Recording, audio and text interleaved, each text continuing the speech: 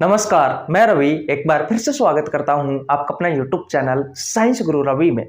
Guys, आप सभी को पता है 1 फरवरी से रेलवे वाले बच्चों के लिए हमने बायोलॉजी का एक स्पेशल बैच स्टार्ट किया था, जिसमें हम आपको बायोलॉजी के प्रीवियस ईयर के क्वेश्चन चैप्टर वाइज करवा रहे हैं। ह्यूमन डिसीज वाले चैप्टर के प्रीवियस ईयर के क्वेश्चन कंप्लीट हो चुके हैं। अगर आपने नहीं देखे हैं तो आपको नीचे लिंक डिस्क्रिप्शन में मिल जाएगा, प्लेलिस्ट का जाकर देख सकते हैं। विटामिन वाले चैप्टर के प्रीवियस ईयर के क्वेश्चन कंप्लीट हो चुके हैं। अब हम फिलहाल बेटा डाइजेस्टिव सिस्टम के प्रीवियस ईयर के क्वेश्चन कर रहे हैं। तो सबसे पहले आप हेडिंग लगा लीजिए डाइजेस्टिव सिस्टम अर्थात पाचन तंत्र। और पाचन तंत्र के भी हम आपको 25 क्वेश्चन करवा चुके हैं। आज हम स्टार्ट करने वाले हैं क्वेश्चन नंबर 26 से। तो ये रहा भैया आपके स्क्रीन के सामने क्वेश्चन नंबर 26। देखिए भैया, ये रहा आपकी स्क्रीन के सामने क्वेश्चन नंबर 26। क्वेश्चन को ध्यान से पढ़िए और इस क्वेश्चन का आंसर दीजिए भैया।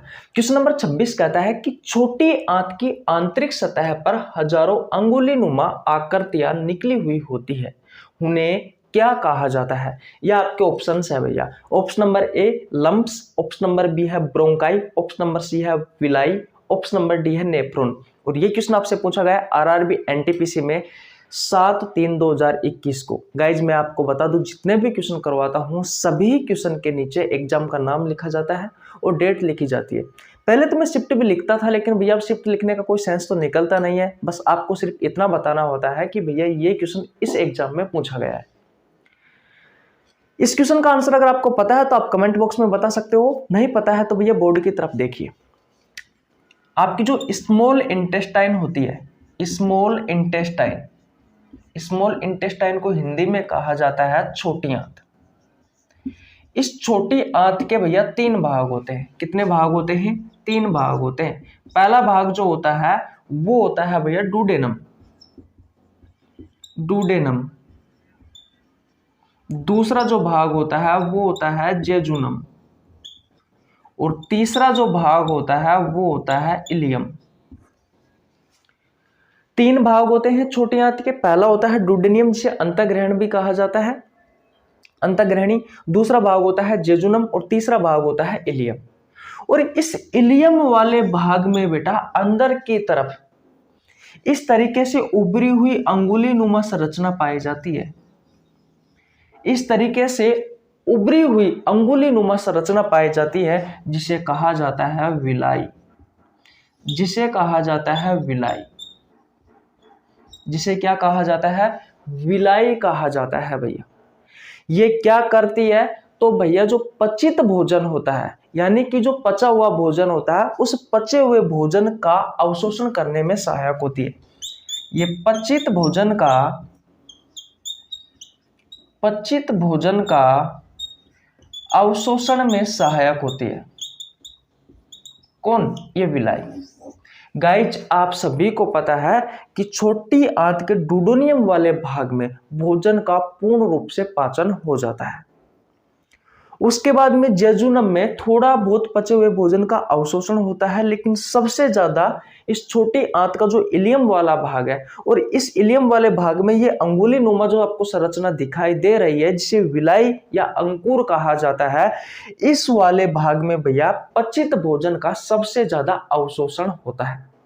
इस बात का आपको ध्यान रखना है। तो इसमें आपको क्या पॉइंट याद रखना है कि ये जो विलाई की जो संरचना होती है, ये अंगुली नुमा होती है भैया। ये अंगुली नुमा होती है। पहली बात तो आपको ये याद रखना है। दूसरा पॉइंट आपको क्या याद रखना है? ये इस तरीके से बनी हुई क्यों होती है? क्योंकि भैया अधिक से अधिक पचे हुए भोजन का अवशोषण कर सके। तो आप देख सकते हो इसका जो पृष्ठीय क्षेत्रफल है वो बहुत अधिक है। ये देख लीजिए भैया, इसका पृष्ठीय क्षेत्रफल बहुत अधिक है। तो दूसरा आपको पॉइंट याद रखना है कि इसका जो पृष्ठीय क्षेत्रफल होता है वो भैया बहुत अधिक है। पृष्ठीय क्षेत्रफल अधिक होता है इसका, ये आपको दूसरा पॉइंट याद रखना है।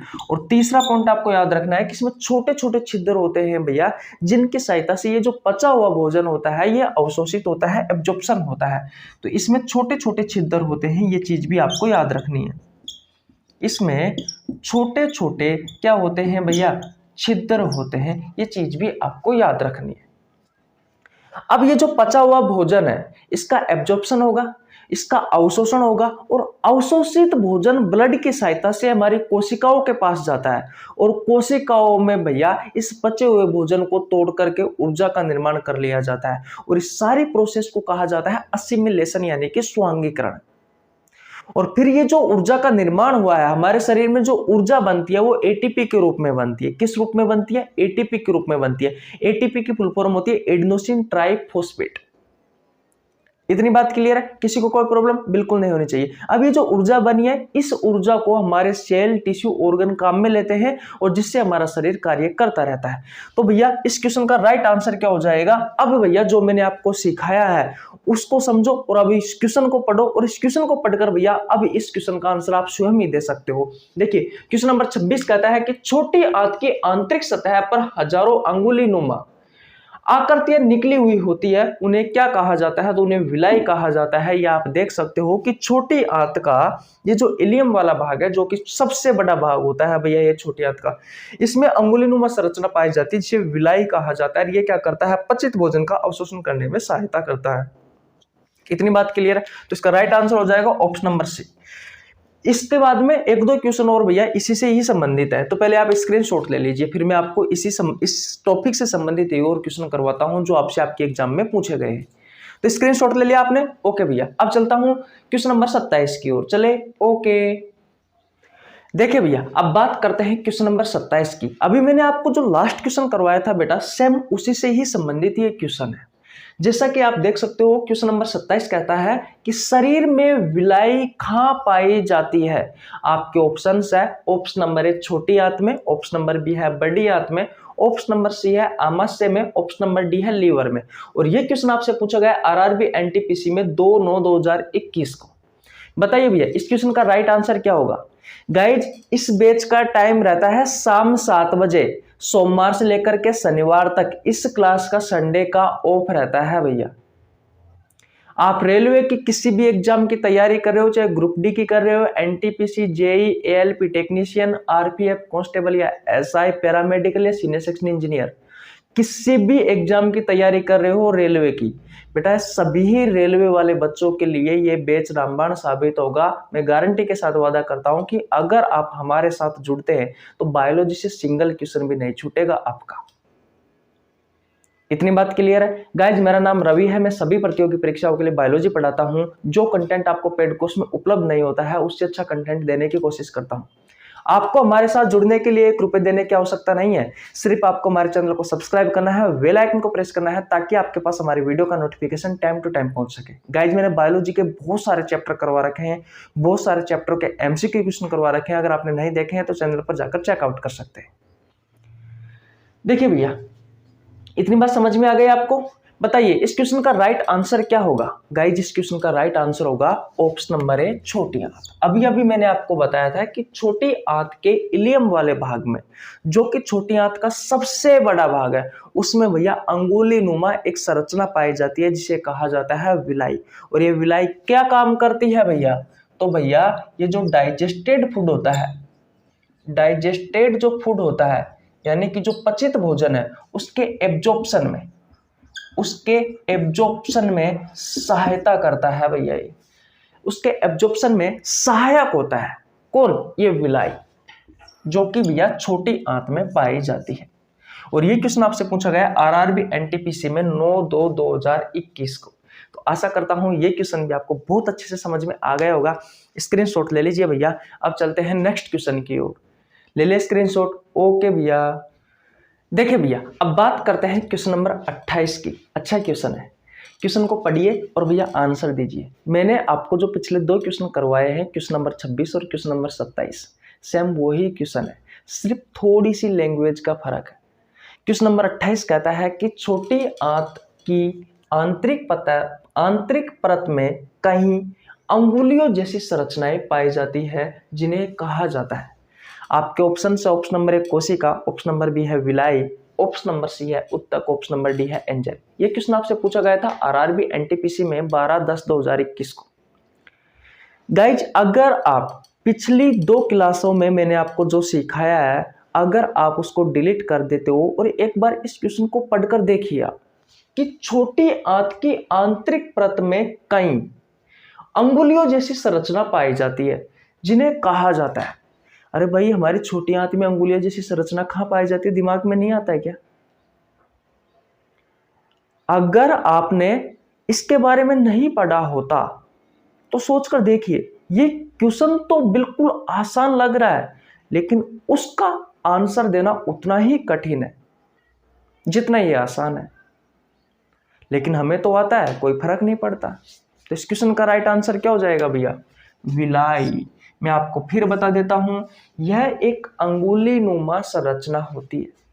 इसका पृष्ठीय क्षेत्रफल थोड़ा ज्यादा होता है ताकि अधिक से अधिक इस पचे हुए भोजन का ये एब्जॉर्प्शन कर सके। इसमें छोटे छोटे छिद्र भी पाए जाते हैं और इस संरचना को कहा जाता है विलाई। अगर आपसे क्वेश्चन पूछे कि छोटी आंत के किस भाग में उपस्थित होती है ये विलाई, तो भैया किस भाग में उपस्थित होती है?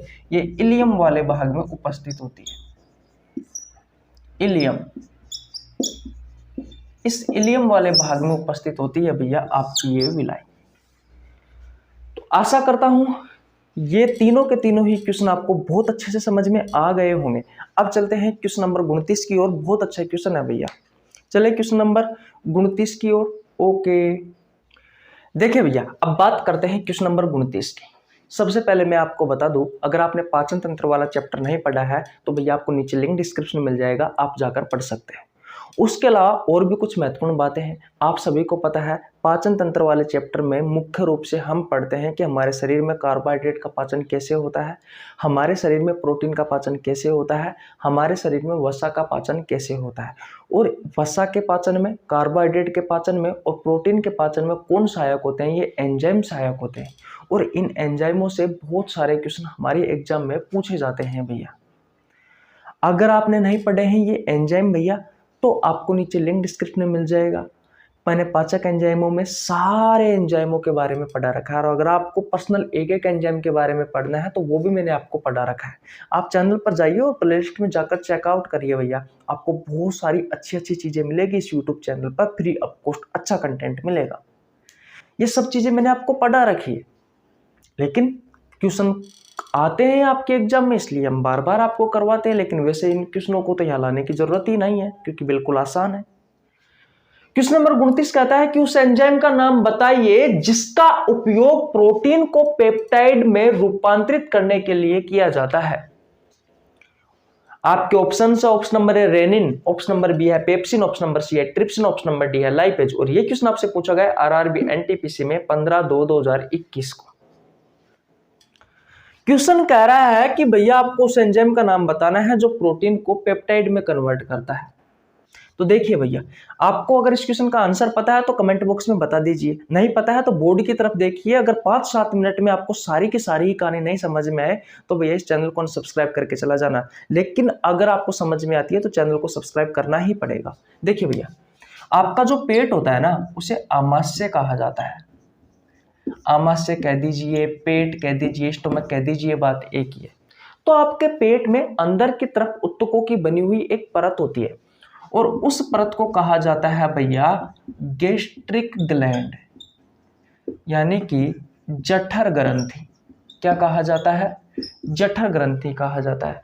और ये जठर ग्रंथि जो होती है वो जठरस का निर्माण करती है, यानी कि गैस्ट्रिक जूस का निर्माण करती है।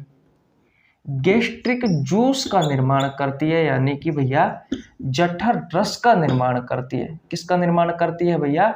जठर रस का निर्माण करती है। और इस जठर रस में क्या क्या उपस्थित होता है?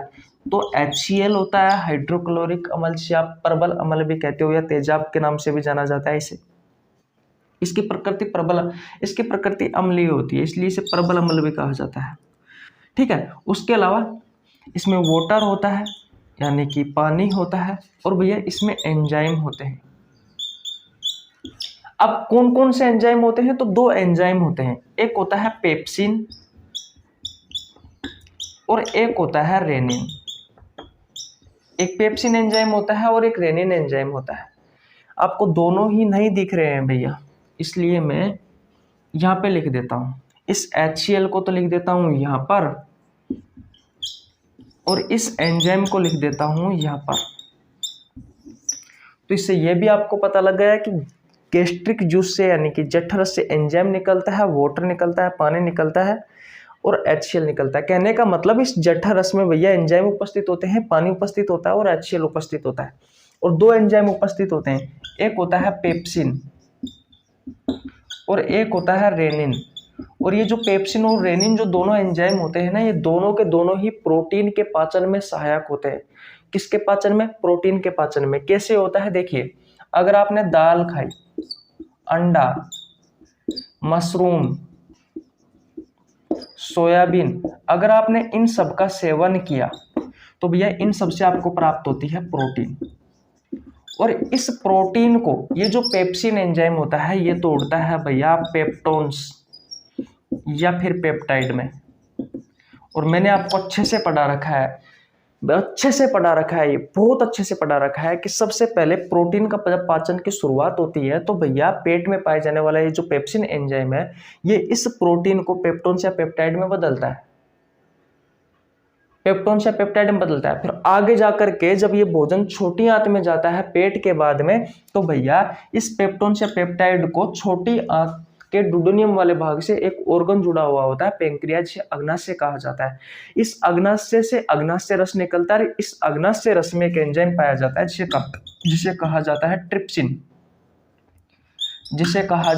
Trypsin enzyme. और ये जो ट्रिप्सिन एंजाइम होता है ना, ये पेप्टोन्स या पेप्टाइड को एमिनो एसिड में कन्वर्ट करता है भैया। किसमें कन्वर्ट करता है? एमिनो एसिड में। और ये जो एमिनो एसिड होता है ना, ये प्रोटीन की सबसे छोटी इकाई होती है। इसके बाद में टूटता नहीं है बेटा, फिर बाद में इसका एब्जॉर्प्शन होता है, क्योंकि यहाँ पर प्रोटीन का पूर्ण रूप से पाचन हो जाता है। और एब्जॉर्प्शन होकर भैया इसे कोशिकाओं के पास ले जाया जाता है ब्लड की सहायता से। और भोजन का जो अंतिम रूप होता है बेटा वो ग्लूकोज होता है। एमिनो एसिड बाद में जाकर के ग्लूकोज में परिवर्तित हो जाता है, और ग्लूकोज को ऑक्सीजन की उपस्थिति में तोड़ा जाता है। कार्बन डाइऑक्साइड और जल ऊर्जा का निर्माण किया जाता है। कार्बन डाइऑक्साइड, जल का और ऊर्जा का निर्माण किया जाता है। हमारे शरीर में जो ऊर्जा बनती है वो ATP के रूप में बनती है, इस बात का भी आपको ध्यान रखना है।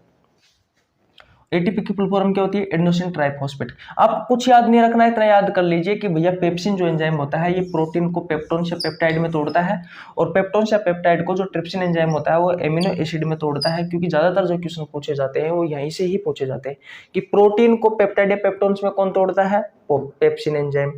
या फिर आपसे क्वेश्चन पूछा जाएगा कि पेप्टोन्स या पेप्टाइड को कौन सा एंजाइम एमिनो एसिड में कन्वर्ट करता है? तो भैया ट्रिप्सिन एंजाइम करता है। इतनी बात क्लियर है।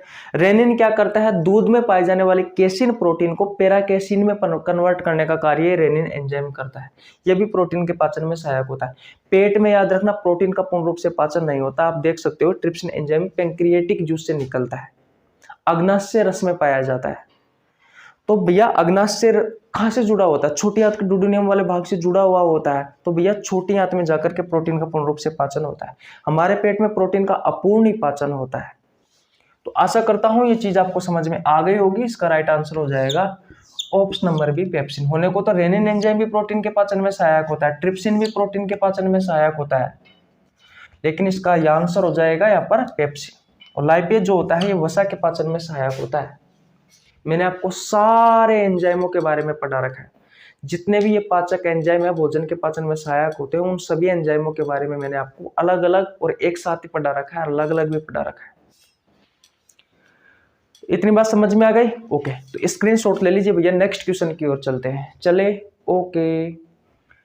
देखिए भैया, अब बात करते हैं क्वेश्चन नंबर 30 की।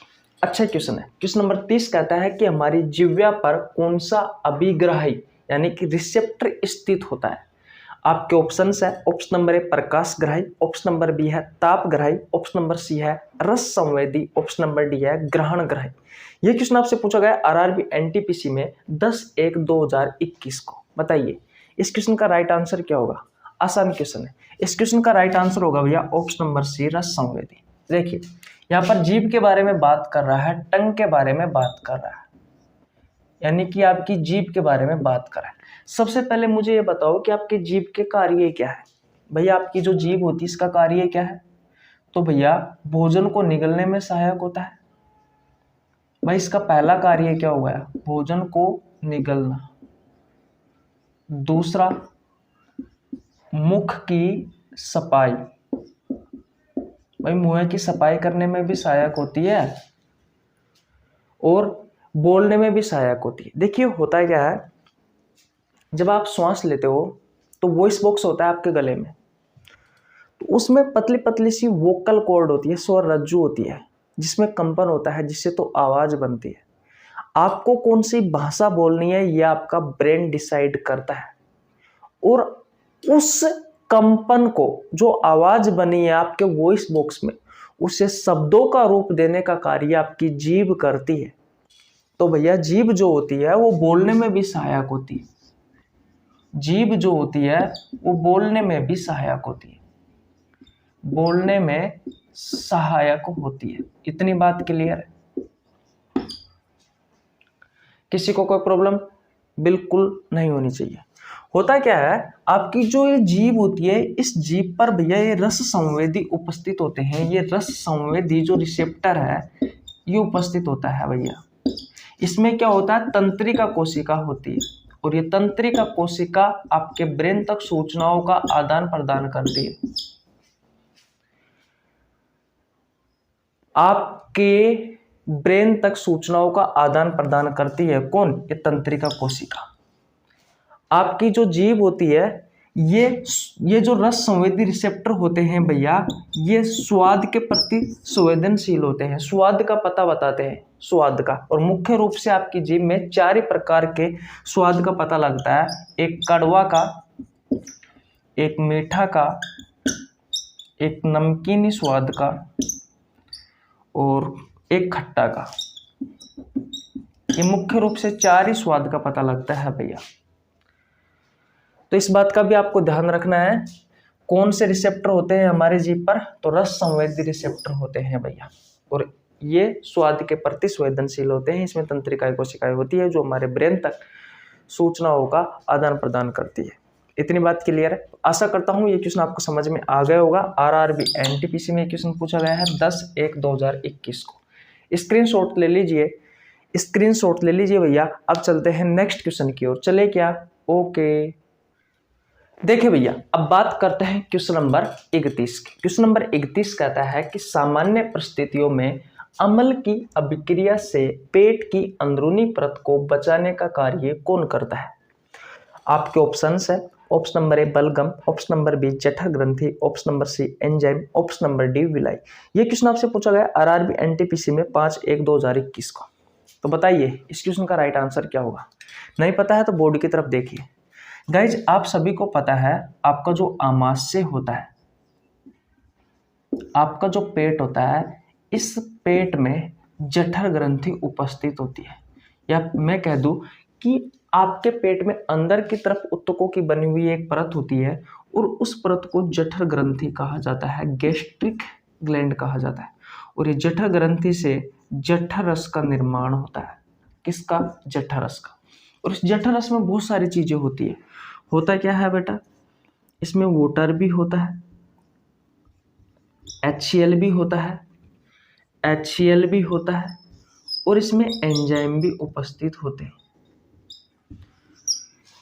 अब HCl क्या करता है भाई? कोई भी भोजन आया और उस भोजन में मान लीजिए बैक्टीरिया है, तो इन बैक्टीरियाओं को नष्ट करने में सहायक होता है। तो जैसे ही आपके पेट में भोजन आएगा तो भैया ये जठर ग्रंथि जठर रस का निर्माण करेगा। ये जठर ग्रंथि जठर रस का निर्माण करती है। इस जठर रस में ये HCl होता है, जो भैया इस भोजन में जाएगा, और भोजन के अंदर उपस्थित मान लीजिए कोई बैक्टीरिया आ गया तो उस बैक्टीरिया को नष्ट करने में सहायक होता है। इस HCl जो होता है, इसका पूरा नाम होता है हाइड्रोक्लोरिक अम्ल। इसे तेजाब के नाम से भी जाना जाता है। इसका जो pH मान होता है वो 0 से लेकर के 6.9 होता है भैया। तो इसकी प्रकृति कैसी हो जाएगी? तो इसकी प्रकृति हो जाएगी भैया अम्लीय। ये बहुत ही खतरनाक होता है बेटा, बहुत ही खतरनाक होता है। अब भैया बहुत ही खतरनाक होता है जब इसका, मैंने कहा कि ये इतना प्रबल होता है कि इसका pH मान 0 से लेकर के 6.9 है, इसकी प्रकृति अम्लीय है। तो ये हमारे पेट की जो अंदर की परत होती है ना बेटा, ये उसको भी जला सकता है, ये उसको भी नष्ट कर सकता है। लेकिन ये जठर ग्रंथि है ना बेटा, एक चिपचिपा पदार्थ का निर्माण और करती है, और उस चिपचिपा पदार्थ को क्या कहा जाता है? उस चिपचिपे पदार्थ को कहा जाता है भैया बलगम। क्या कहा जाता है? बलगम कहा जाता है। और ये जो बलगम जो होता है इसकी प्रकृति जो होती है भैया वो होती है क्षारीय। कौन सी होती है? क्षारीय। अब ये जो HCl है इस HCl की प्रकृति अम्लीय है। कौन सी है? अम्लीय। और इस बलगम की प्रकृति कौन सी है? इस बलगम की प्रकृति क्षारीय है। तो अम्ल और क्षार जब दोनों मिलते हैं तो आप सभी को पता है उदासीन हो जाता है भैया। और इस उदासीनीकरण के कारण ही भैया इस HCl के प्रभाव से हमारे पेट के अंदर की तरफ बच जाती है। तो ये ऐसा किसके कारण हुआ है? ऐसा बेटा इस बलगम के कारण हुआ है, इस चिपचिपे पदार्थ के कारण हुआ है जिसका निर्माण इस जठर ग्रंथि ने किया है। क्वेश्चन आपसे यही पूछा गया है कि सामान्य परिस्थितियों में उत्तक की अभिक्रिया से, अम्ल की अभिक्रिया से पेट की अंदरूनी परत को बचाने का कार्य कौन करता है? तो भैया ये बलगम करता है। तो आशा करता हूं ये क्वेश्चन भी आपको बहुत अच्छे से समझ में आ गया होगा। स्क्रीनशॉट ले लीजिए। आज यहीं तक रखते हैं भैया। अगर आपको वीडियो अच्छी लगी हो तो वीडियो को लाइक कर दीजिए। चैनल पर नए तो चैनल को सब्सक्राइब कर लेना, बेल आइकन को प्रेस कर लेना ताकि आपके पास हमारी वीडियो का नोटिफिकेशन टाइम टू टाइम पहुंच सके। मिलते हैं गाइस नेक्स्ट वीडियो में, तब तक के लिए जय हिंद, जय भारत, राम राम।